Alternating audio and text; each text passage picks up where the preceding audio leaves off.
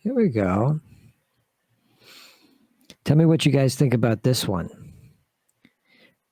Over 33% of all food produced globally is wasted.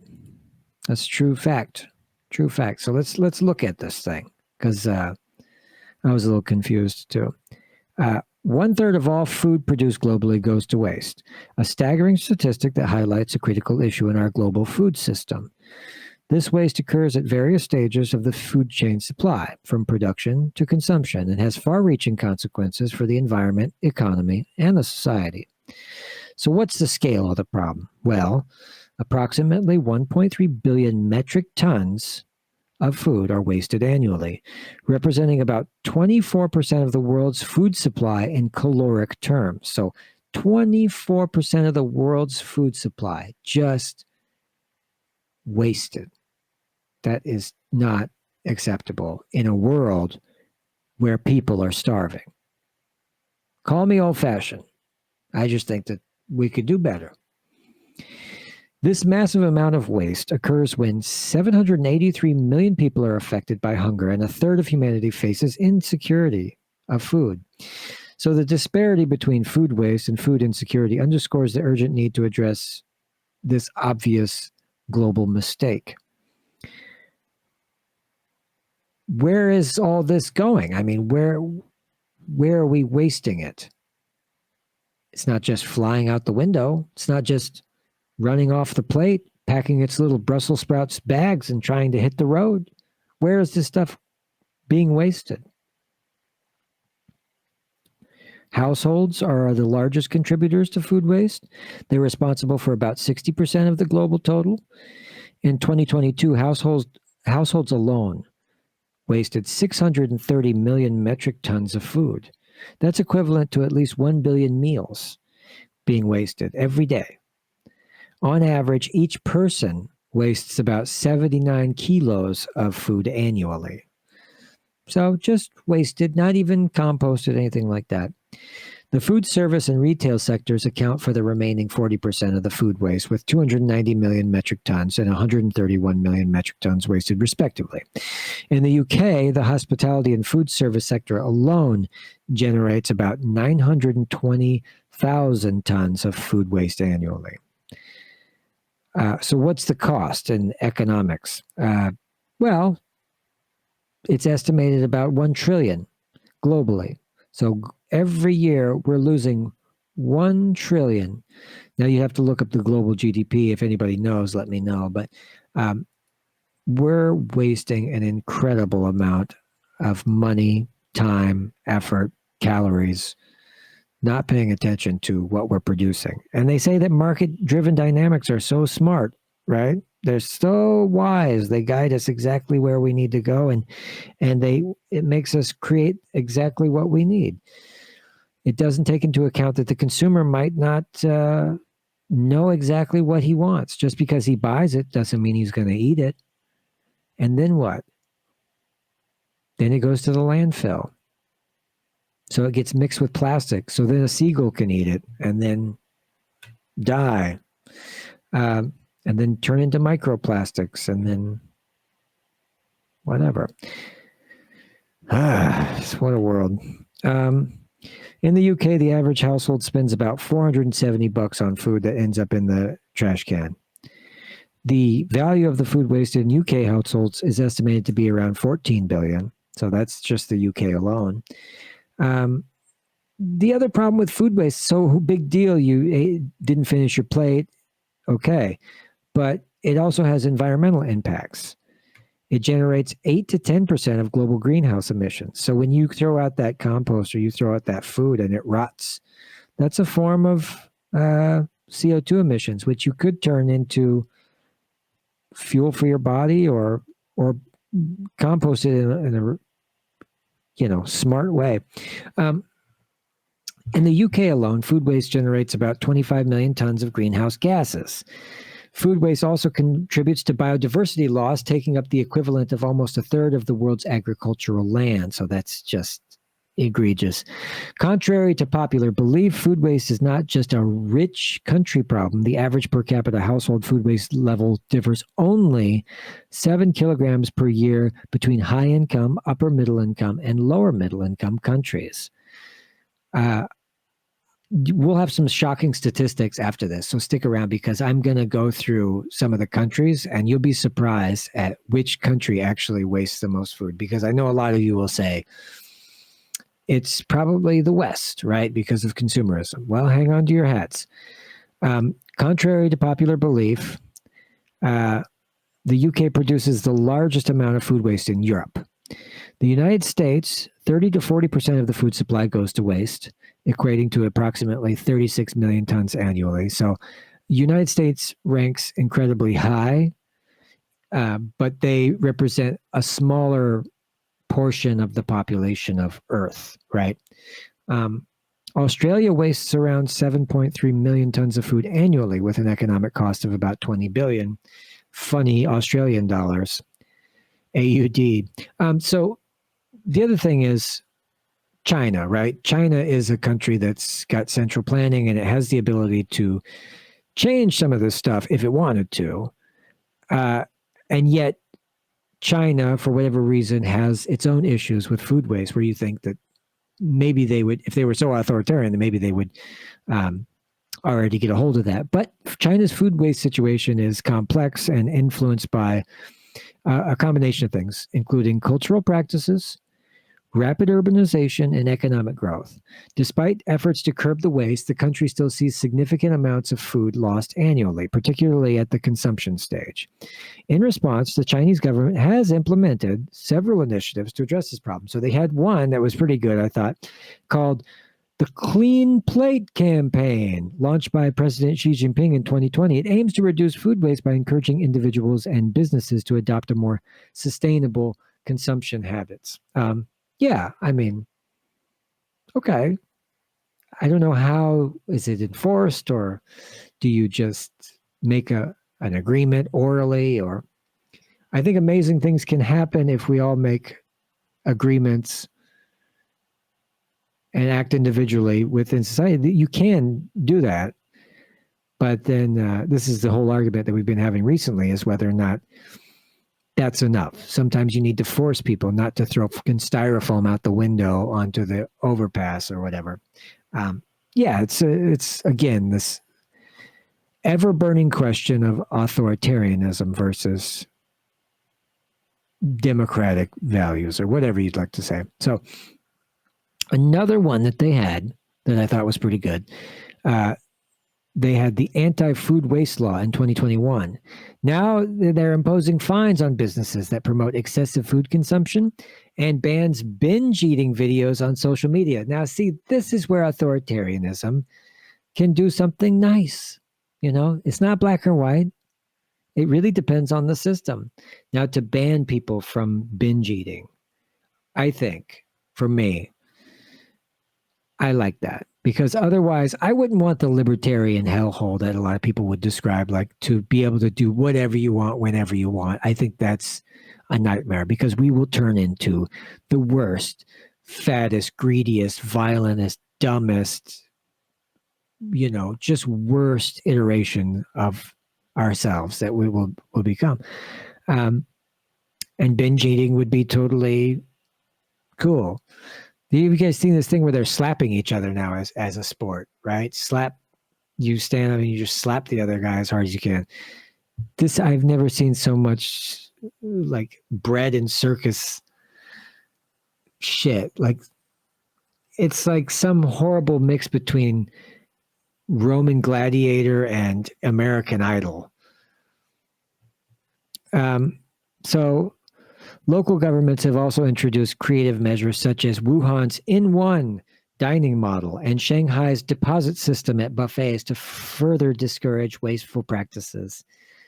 I don't have anything to say. I think that's probably good. I don't know. They're trying new things. As technology changes how we are supposed to live and fucks us all up and strips away our purpose and our humanity, then we have to figure out new ways to motivate ourselves to be civilized and live in a civilized world. Despite these efforts, China still faces challenges in reducing food waste, with over 35 million tons wasted annually. They have a long way to go. What can you say? So here's the kicker, guys. 10 countries that waste the most food. So would you guess that they are? I'll give you a hint. It's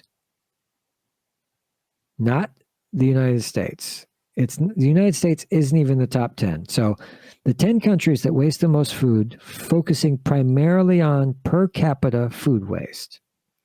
Here we go. You ready? Number 1, Kuwait. Number 2, Maldives. Number 3, Tunisia. Number 4, Dominican Republic.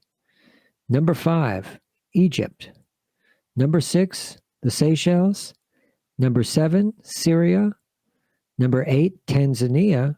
Number 9, Nigeria. And number 10, Rwanda. So let's go through each one. What do you say? You have the time, don't you? I sure do. All right, let's do it. So Kuwait, why are they wasting food in Kuwait? Well, affluence. It's a high per capita income, and its subsidized food prices lead to overconsumption and lack of concern for food waste. The culture of abundance and displaying wealth through lavish meals that contributes to food waste. So they like to show off. Maldives. Why the Maldives? Well, tourism. It's a tourist-dependent economy that results in high food waste due to the hospitality industry's tendency to overproduce and cater to diverse tastes, and buffet-style meals and strict food safety regulations in resorts often lead to excess food being discarded. So you work in a restaurant, you know this. If it's a day old or if it, you can't take any chances. Whoops. Tunisia, why is that? Well, overproduction. Tunisia's agricultural sector often produces more than the market demands, leading to surplus food that goes to waste. This overproduction is sometimes due to lack of accurate market forecasting and inefficient distribution systems. So Tunisia is a beautiful country that's just on its way up. I think that it'll be a huge asset on the global stage here any day now. They have burgeoning science and technology sectors. It's kind of a cool country. Dominican Republic. So why are they wasting food? Well, inefficiency is the big thing. Inefficiencies in the food supply chain, including poor storage facilities, transportation issues, and stuff like that reaches, that's the significant ones. Egypt. Okay, well, what's their deal? Oh, they're actually over-purchasing. Cultural norms and shopping habits in Egypt often lead to over-purchasing, especially during religious festivals and social gatherings. So this results in excess food that's pretty much spoiled before you can consume it. Now, what about the Seychelles? Is that also tourism? No, that's actually imports. So because it's a small island nation, it relies mostly on imported food, which can lead to waste due to transportation delays, oversupply, and limited storage facilities. So apparently they waste a lot of food because of that. Now, in the case of Syria, the reason is because conflict, right? The disrupted food production, distribution network, storage facilities, stuff gets thrown out and stuff doesn't get eaten. I mean, probably gets blown to kingdom come sometimes too. Tanzania, it's another infrastructure issue, including poor roads and cold storage, and they don't even have enough electricity to stop food spoilage. So stuff like meat or whatever goes bad just immediately. I went to Mexico, and you could see the ladies. They'll take a stick with a shredded up plastic shopping bag tied, on it, and there's just like this little frilly little duster looking thing, and their job is to just sit there and swat the flies off the raw meat that's just sitting in the market unrefrigerated. And it's good work if you can get it. What can I say? Nigeria faces challenges in efficiently distributing food from far off areas and production of areas of consumption. So that leads to a lot of food spoilage. They can't get the food from where it's made to the mouths of the hungry people. And again, with these countries that don't have proper electricity, you're going to find spoilage from lack of proper storage facilities. And Rwanda is the final one, and they say poverty because, and you know, that's all, a lot of them are because of poverty. But while poverty might seem counterintuitive to food waste, it's again improper storage facilities, lack of refrigeration, and inability to buy food in smaller quantities even. So let's break it down. I know that this is getting long-winded, but China is approximately 91 million tons annually. India is 68 million tons annually, and the United States is 19 million tons annually. So on the whole, as all, non-per capita metrics would tell you, that China, because of the sheer number of people, do in fact waste the most food, but the United States certainly wastes a disproportionate amount. So they're trying. Okay, guys, they're trying. The United Nations has set a goal to have food waste by 2030. Countries like Japan and the UK have shown significant reductions, with a decrease of 31% and 18% respectively. And the UK has also made some kind of attempts to reduce food waste by 20% by 2025, which is coming up soon, and also for a 50% reduction by 2030. So these are lofty kind of goals that they want to set for food waste. But hey, okay, whatever. Let's see if it works. Got a lot of other things to worry about in the world. So what's the deal? So I know you're asking yourself, hey, Chris Jeffries, man, what's the deal with composting? Shouldn't we just be composting that food and redistributing it into our soil systems and everything like that, even though it does have some kind of carbon footprint to compost, but we need the compost. So why aren't we doing that? It is a promising solution, transforming organic waste into valuable soil nutrients while reducing its landfill contributions. When it goes to the landfill, it has the worst effect on the environment because it emits the most greenhouse gases in that case. If you compost it correctly, what it'll get, the carbon will get locked into the soil, which is where you want it in order to grow food. So there's been some notable projects like the NYC Compost Project, expanded in the 90s, and it included multiple community sites where they were trying to reduce waste and fostering some urban gardening. But these are just pet projects that don't really have revolutionary change, as some might say. Seattle had one too called the Pea Patch Program. It was back in the 1970s, and that was still encouraging people to, garden, compost, and think about local food production. San Francisco also had a mandatory composting law that has increased composting rates by requiring separation of organic waste. Now, we have that in Europe already, where you put it in the green can. You pay for it, I think, but they take away your green waste and they use it. It has value. That's the whole thing that I don't get. You're throwing away essentially a golden opportunity.